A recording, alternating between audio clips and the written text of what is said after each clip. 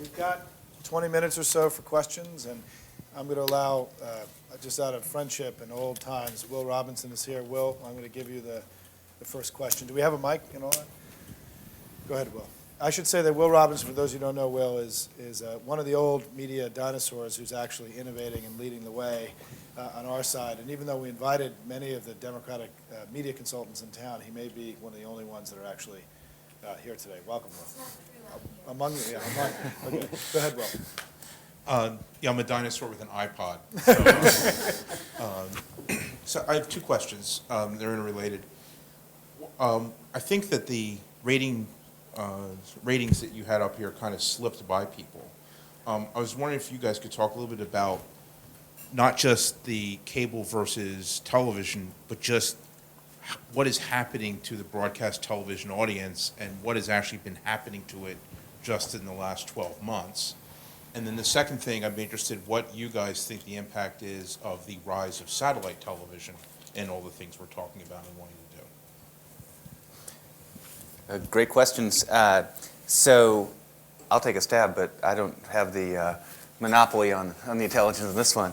Excellent point on broadcast television. You're right. I didn't spend a lot of time on numbers, and this may be commonly known to some of you, but probably not most of you. If you think about Simon's graph that showed the broadcast going down and the cable going up, that probably makes an impact, but the numbers are staggering. I'll talk about the last 12 months, but just over the last 10 years. It used to be that broadcast television, a good show in prime time, would deliver a 20 rating, a 30 rating. What does that mean in English? So what the hell's a rating? So well, actually, there's some nuanced answers to that, and somebody probably call me on it. But the layman's definition is it's just think of it as a percentage of the households who watched a show. So if you hear somebody say that a certain show got a 20 rating, that means on average 20% of the households were watching that program. And if you hear somebody say share, that shrinks the universe and says, okay, of people who were actually watching TV, how many were watching that program? So the first one is out of all households, and at any given time, only 50% or less of people may actually be watching TV, right? So if you get a 20 rating, that's how many households you delivered, 20% of 110 million, 20x million households. But maybe only 60 million households were even watching TV at the time. So if you delivered a 20 rating, but only 60% of households were watching, then the share is actually, you got a third of the audience, which never happens anymore. But so ratings and share, those are what those terms mean. You'll hear them a lot. You don't see many double-digit ratings anymore for the biggest broadcast shows. I mean, it used to be that a broadcast network would introduce a new program in the fall, and if it didn't deliver numbers in the 20s or something, it was at risk. Now they're lucky if they get something in the high single digits.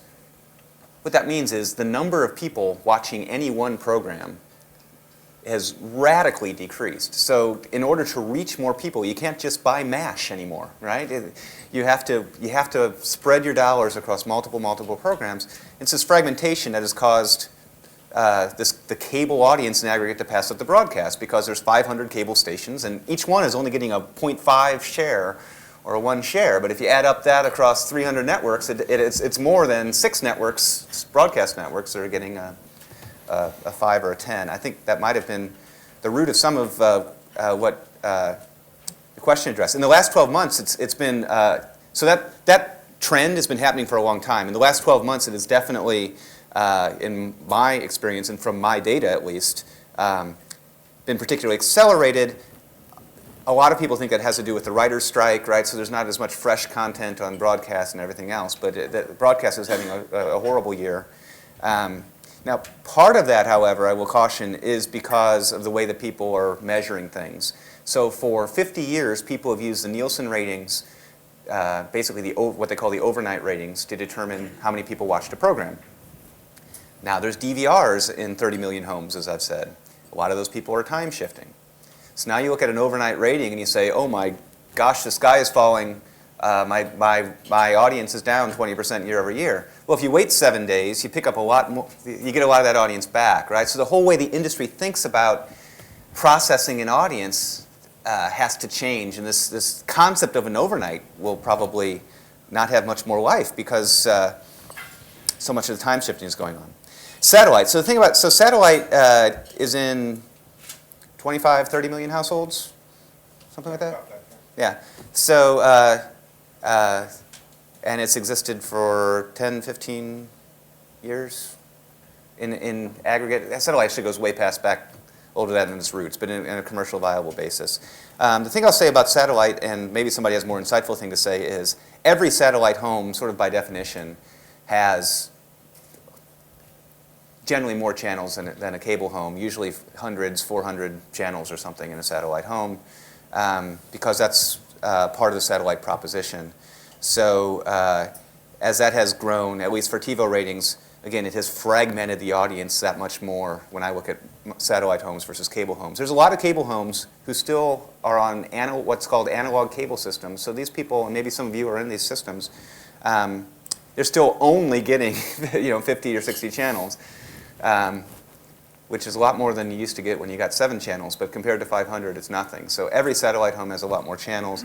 You're not adding a lot more satellite homes these days, though, so that number... what about local inserts? So local inserts, to let you answer your own questions.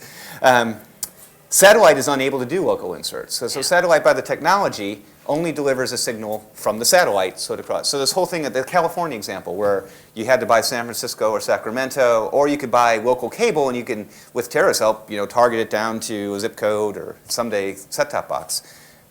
Satellite can't do anything like that. So you got 30 million satellite homes where they can insert what they call local inventory, and I won't get into what that means, but it is, you cannot target it geographically because of the nature of satellite distribution.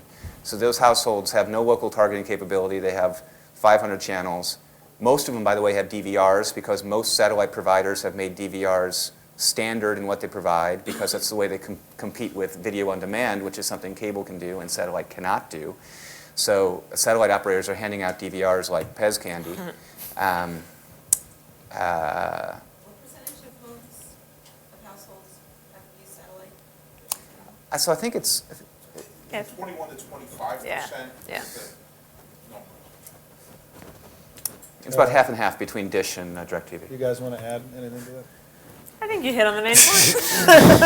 And I think part of the takeaway on this is that one of the things we've been recommending is that in your polling and in your market research, you need to be developing a media battery at the back end of your poll to go along with the demographic battery that's become very constant in all of our polling. I mean, the way polling works in politics is there's a constant set of demographic questions. How much money do you make? How old you are? Male, female.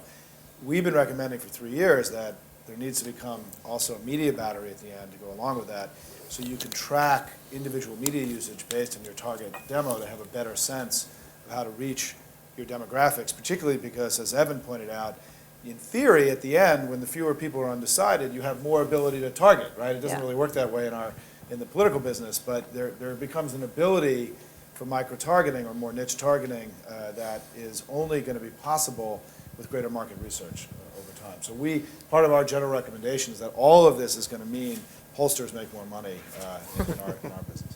Other questions? Yes, sir.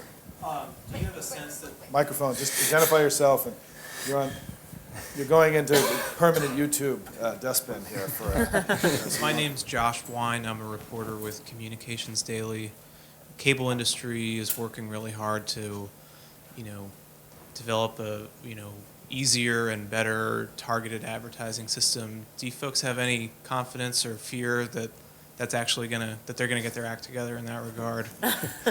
Well, we work pretty closely with them on that, so we think they're going to get their act together. But no, I do think actually, it's always hard when you try to get a whole variety of companies that have done things their own way for a very long time to do things together. And certainly there is a history in the cable industry that I think actually impedes a lot of people's willingness to buy or willingness to try again, because historically there have been some things that have gone very poorly or had a lot of trouble getting off the ground. But I think if you look at the recent efforts and the recent announcement of what's euphemistically called Project Canoe, which is the cable industry effort to get together and create some common standards that make it easier for you to buy and take advantage of these targeted ads or interactive ads in some cases, there are some key differences that actually do give me more confidence, which is they've actually put real money into a common entity, which is atypical of a lot of their attempts at collaboration.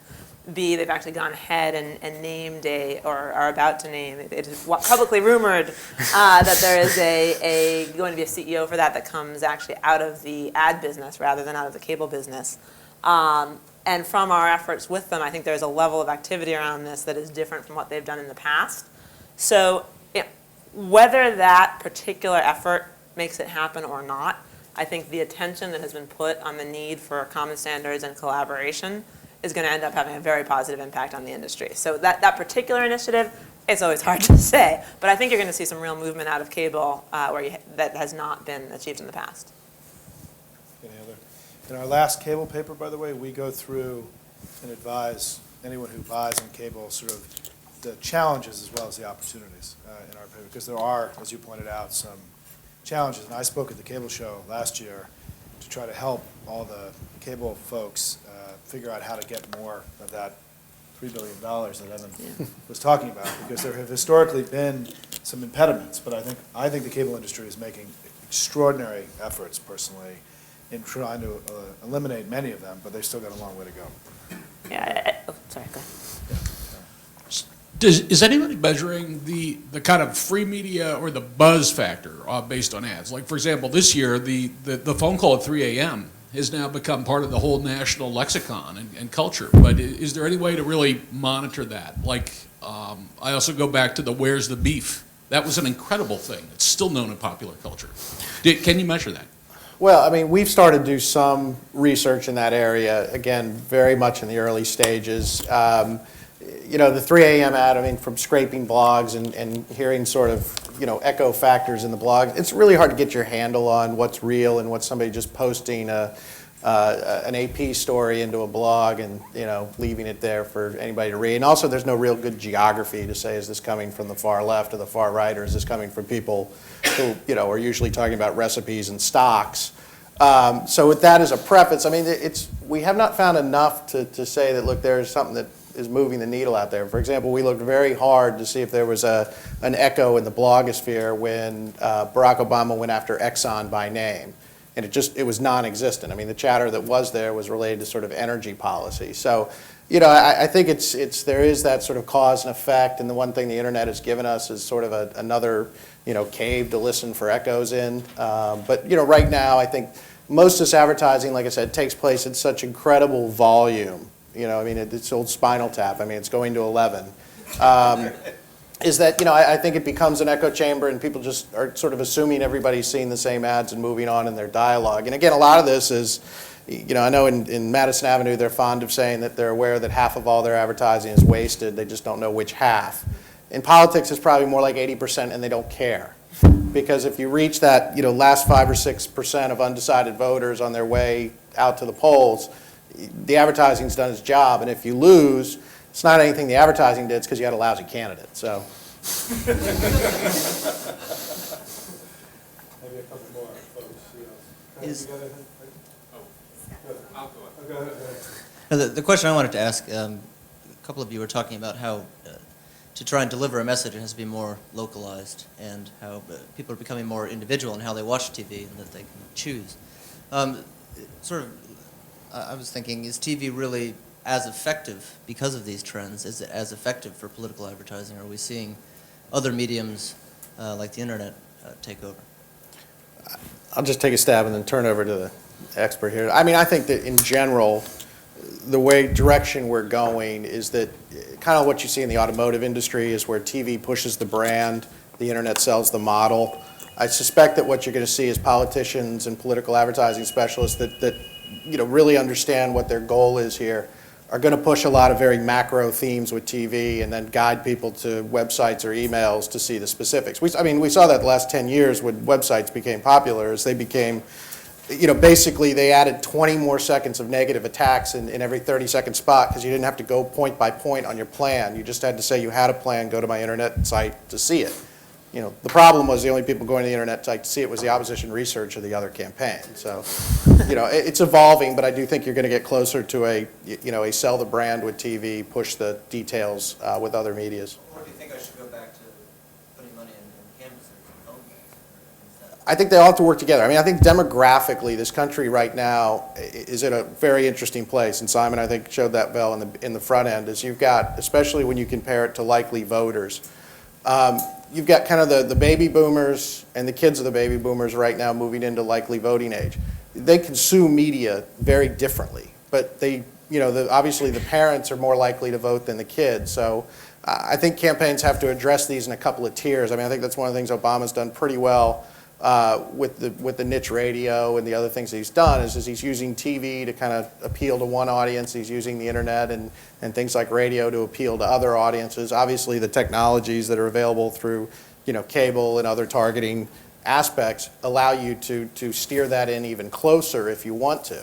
So, I mean, I think that's sort of directionally, you're going to basically have strategists that are going to have to start working together to take common themes out over different medias. I actually have a slightly different view on that based on what I'm seeing in the commercial world. It may play out differently in the political arena, and it's interesting because we work in broadband video also, so we're agnostic to the platform.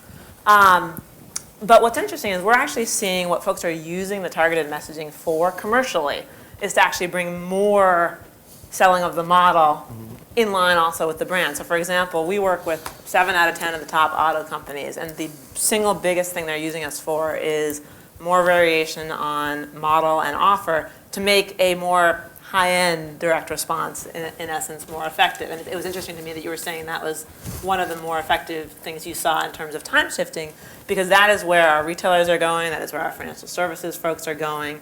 And so, I actually think the challenge is no matter how low the broadcast ratings get, or the cable ratings for that matter, they still dwarf almost any other medium. And so if you have the challenge of getting a message out to a mass audience or pretty darn close to it, I think you're going to start to see a lot more mass customization, but there's no medium that has been shown to have the power that Sight, Sound, and Motion delivers. And so I think you're going to continue to see a lot of use of this medium, just in a more sophisticated manner. 3 very rapid fires, just comments. The effectiveness of television is getting worse, better. So first, there's always been ad skipping. We all know that. It was never measured before. So before DVRs, it was people going to the bathroom and everything like that. That still happens, right? So the fact that I can now better measure and tell you people were skipping or not skipping your ads, you also have to put that in the context of what about all these other households who went to the bathroom? So does this make advertising marginally, or very importantly, less loud in terms of its impressions? Yes. We just measured a lot better. Second point is, second 2 points are more positive points. So even though now you have a lot more skipping going on and things, you also have a fantastic feedback loop that you never had before. So maybe you can use data like I showed you to quickly determine, hey, these 3 ads aren't doing anything, but this one ad seems to be working for some reason, and roll that back into to other things that you do. So it's a fantastic feedback loop to make to quickly figure out what's working, what's not working, and hopefully incorporate it in your other messages. And the third one, and this is why I said I had the coolest job, it's a great feedback loop, not only in commercials, but there are so many other applications where this data comes back. We've been tracking American Idol. Now, I swear there's a point here on my data. So you remember that Grey's Anatomy I showed where I showed you the graph of viewership over time? So since American Idol has gotten down to the final 12 contestants, we've been doing this internally. Every week we've been watching that graph. And we have predicted correctly ahead of time who was going to get kicked off every week except one. We did it 5 weeks in a row. And we did it 4 weeks in a row and got it right every week, and we couldn't sit on it anymore, so we went public with it. I don't know if anybody read it, so we went public with it. And in 1 week, we went public with it ahead of time and made our prediction. We got it wrong. And then next week, we got it right. We got it right again, so actually 7 weeks in a row. The point is, how did we get it right, and how do we do all that? You looked at that graph, especially for the time-shifted viewers, and you lined it up with what performers were going on in what order. And the performers people didn't like, they were zapping right through. And the performers they liked, they were rewatching multiple times. And the people with the lowest viewership were getting kicked off. Okay. Fine. The point of my story is imagine that in a political context. Imagine that application around a debate. Imagine that around the nightly news. You can find out from real, passively measured data what people in their living rooms are watching and skipping through, right? It's not survey, it's not self-reported, it's not tell me what you care about, it's what you're doing when you're not thinking about it. And it just gets really exciting to me about how that could be applied in different ways. It works for American Idol, so it ought to work for it. Interesting stat is that, the will.i.am video, which got so much play, the outside Obama, it's been seen by about 4 million people on YouTube. More Hispanics saw Hillary's ads in Spanish in California than have watched that ad, right? So, watch the will.i.am video. So the key here is that, all this hype around user-generated content, it's still not even close to being germane, relevant, important compared to what's happening with the kind of scale and scope of what television provides. And it's something to keep it needs to be kept in perspective, I think, in this whole thing. So even though we're doing a lot of counsel on how to use the internet and so on, what was amazing, Evan, was your stats just about, so 4 million spent on the internet this cycle versus hundreds of millions in Right. collective TV, right? So it's still 100-to-1 ratio. Now, we're not talking about, when you spend on the internet, that's ad spend, that's not building databases and collecting names and all the other stuff that goes on, the Obama getting to the million and a half that he has, which is still a whole other conversation which we can get into. And the other thing on the internet, just to point out, is that when we've looked at this over past elections, you see it basically drop off a cliff come June and July. So that's telling you one of two things, that either it's being used exclusively for building your list and fundraising, or that it's not working, and it's the first thing to get cut from the budget, and save the TV. So, it's just something to sort of look at in your own campaigns as far as, is it a messaging tool? Is it going to turn voters out in the last 30 days, or is it just going to be an organizational tool? Plus, I think that that some of the cost has gone up. I hear anecdotally that the money that's being raised with internet advertising is actually, leveled off from what it was 4 years ago because it's costing more to buy the internet ads. And also things like the email lists are getting sophisticated and built up, and cell phones and things that are portable. You don't need as much advertising to build these same lists. So that's just, again, just some of the things as we start to use these new tools and learn how to use these new tools, is sort of these lessons to watch for. Maybe one more. I Oh, wait, got a quick- Craig, I just- and then when- we'll try to get you. Yeah, Craig Gilbert with the Milwaukee Journal-Sentinel. Aside from spending more money, what are the 08 candidates doing much different? Are they using TV differently than the 04 candidates? When it comes to Spanish language ads, when it comes to local cable, when it comes to national cable, when it comes to tailoring, are there really concrete differences in the way they're using television so far in the cycle? The only real fundamental difference is, and again, I think this has less to do with strategy and more to do with money, is just the proportionate amount of money that the Obama campaign has put into primetime TV.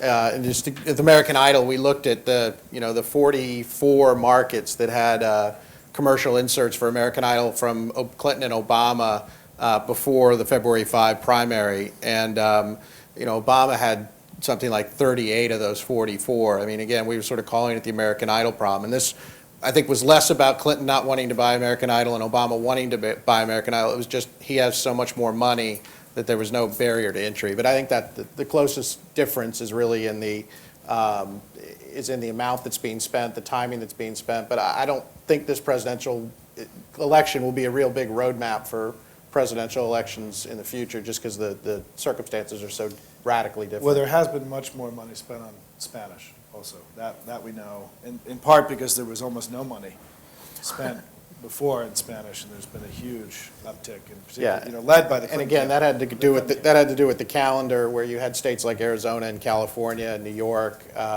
Even in Pennsylvania, where there's 3% Hispanic vote, both Clinton and Obama were spending a lot of money on the Hispanic station in Philadelphia. So, yeah, I think again, it's become a very important voting bloc, not only in general election but in primary elections. And it's one of the reasons why you've seen it's not the only reason, but you've seen a 67% increase in Hispanic vote from '04, which is an enormous number for a low propensity voting group. And I think part of that is being driven that people are actually talking to them now, right? Which is they were an ignored part of the electorate before. Dick, you got to. Yeah. I have a question about privacy. At the very beginning, Tom made this sort of nervous disclosure about not using or not having information at a certain level.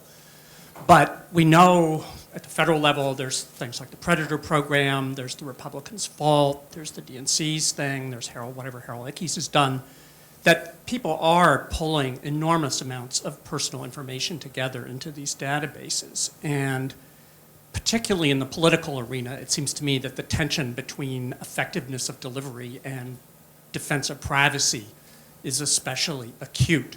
And yet, from a sales point of view, the more you know, the more you want to know. And I wonder if you all could address the question of, how explosive an issue do you think this is, and how much can you disclaim it? Well, so let me take the first. I'm glad you brought it up. I didn't know that I came off as nervous when I said it. Anytime in a public policy forum, it feels it's worth mentioning. Privacy has always been an important issue for TiVo, because when TiVo first was invented, one of the first fears that was brought up in the populace was, oh my gosh, yeah, this is a great device, but now people are going to be watching me, and everybody knows what's going on. So we instituted a privacy policy long before I joined the company that we still adhere to today, that I'm very proud of. And so when you look at, so let me explain it quickly, but with a little more detail. When you look at all that data I was showing, and the American Idol data, we saw that people were watching this or not that. So how do we know that, and what do we know about people? The technology is such that, well, first of all, every TiVo subscriber affirmatively acknowledges our privacy policy when they become a subscriber and says, yes, I agree to it. What do they agree to? They agree to the fact that we can collect on a completely anonymous basis viewing data from their machine. What do I mean by completely anonymous basis? When I collect the viewing record, all I get is a record of remote clicks. I literally do not even collect, and have no way of collecting, where that stream of remote clicks came from. So it's literally impossible to match it to anything. All I know is I got a file, and we use a sampling methodology. So every night I collect 20,000 anonymous, random records of people's viewing activity. And each one of those 20,000 records is just a record of clicks. And as it's brought in from the server, back from the TiVo device, the only thing that's brought back is record of clicks. So you can never go backward and say, oh, but that was Tara's household. Now, that has limitations from a marketability standpoint. Oh, and by the way, when you agree to that privacy policy, you also have the option, and there's no penalty to do this, it's perfectly free will to say, you know what, I don't want you to have my viewing data, I opt out. Perfectly, it's easy to do, and it's right there. We publicly make that available. Almost nobody does it, but you can, if that level of click makes you uncomfortable. To solve our marketability issue, what we have created is also the option to opt in, take a step further. So there are some people who have volunteered, and we've recruited them, we've asked for volunteers, and we got 20,000 households to sign up and say, I will volunteer, and you can know my household. And I'll tell you something about my household. I'm a white 40-year-old male, I make not enough money, whatever, right? And when we collect those records, since they've opted in, we do pull back an identifier that's still actually anonymous, doesn't go to name and address, but says this is a household that has a white male who's 40 years old who does whatever. And that's how we are able to sell a product that also has demographics attached to it and things like that. So that is our privacy policy. That's how it works. And I'm proud of it. And we really aren't collecting anything that could ever go backwards. Yeah, I mean, I think it's a great question. It always comes up. It's one of the things, frankly, we spend a ton of time worrying about. We have the dubious distinction of being the market leader in set-top box addressability for targeting, which is sort of one step further than what you're describing. And if you look again at the double-click analogy, they took quite a lot of heat for that in the early days, and so we too are very cautious about it. I tend to break it down into two things. One is real privacy issues. There are no real privacy issues in anything that we're discussing. I won't bore you with the detail, but the process is exactly the same as for direct mail and as for the internet. And if you've ever dealt with cable legal, you can be assured they have taken dotted every I and crossed every T. There's also some additional regulation on cable companies for how they deal with this. So if anything, it is actually more privacy protected than the targeted efforts you get every day. That being said, there's also the perception of privacy issues. And what we find in some of our own or shared consumer research is customers feel differently about the message coming in through their TV box or their behavior with the remote than they do about the internet or direct mail, for no rational reason. They just do. And I actually had a moment like that with my Sling box where I could understand it. I felt like the TV was watching me. It was irrational, but I felt it, right? So it's a very real thing. So what we've done just on top of a privacy policy that looks a lot like yours is for the time being, we've actually taken extra steps with our advertisers to try to address this perception issue as well, which is we've counseled our clients very strongly on how targeted or how personal the message gets, just from a consumer comfort standpoint. And second, at the moment, we won't do any behavioral targeting. What we found was our clients our end customers, the viewers, drew a line between being targeted based on household demographic data or knowing whether I was a customer or not versus, the joke always was, if I'm sitting around watching adult entertainment, I don't want someone sending me Viagra ads, whatever it is. So those are the extra steps that we've taken to try to address both pieces. But I think it's incredibly important for the industry that both the companies participating and, frankly, the press and legal folks who are watching tread carefully to make sure that consumers can get the benefit of what a lot of them say they want, which is more engaging, relevant ads without any concerns or alarm being raised over either actual or perceived issues. Any final thoughts, panelists, before we go? It's an exciting time to be in television. I think we've described a number of different efforts that are being used today more aggressively by commercial advertisers than by political advertisers. And we think or at least I think there's a lot of opportunity out there for you to jump on board now as well as in the future.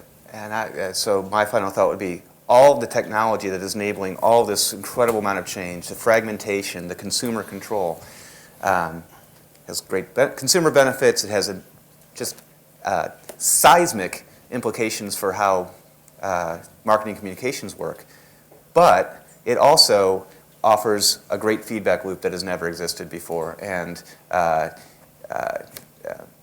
people who can take advantage of that data to make smarter deployments of their dollars into communication. It's causing all these problems because of fragmentation and the control, but it's also offering more data than has ever been available. So you take that and put it to work for you, it can be a really powerful tool. Yeah, and I would just close with totally self-serving comments, and that's just to say, don't hesitate when you're hiring media consultants and media buyers to, insist that they buy research and be willing to pay a few extra dollars to have access to that research, because the media markets are changing, the voters are fragmenting, they are consuming media differently. And don't just pick up the TV guide and think you're going to get it right. Just trust the professionals, but also just make sure that they're making the right informed decisions and they understand sort of what the makeups are in these markets, and you're matching your messages with the right consumers. So that would be my self-serving comment to end the day on. Well, thanks, all three of you, very much.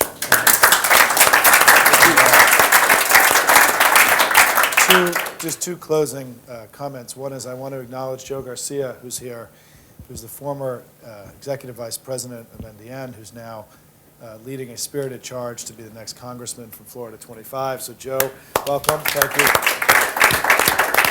Who's also using media in a very effective way. My wife loves your new ad, Joe, and so congratulations. And Joe was in a lot of our Spanish language ads that we did down in Florida in 2004. And then finally, just for the viewers at home and for anyone watching this, if you want to keep in touch with this whole conversation, because obviously behind all this is the sense that media really is changing. I mean, the way that we advocate and communicate is going through profound change. If you were doing what you were doing today 2 or 3 years ago, you probably aren't doing it as well as you could be. And we're going to continue to try to be, through NPI, the New Politics Institute, and our newpolitics.net site, a handholder, an advisor, an uncle, a friend in trying to navigate what is a very, very different media environment than ever before. And certainly, I think I learned a lot today, so thank you all very much, and thanks everybody for coming. Thanks, everybody.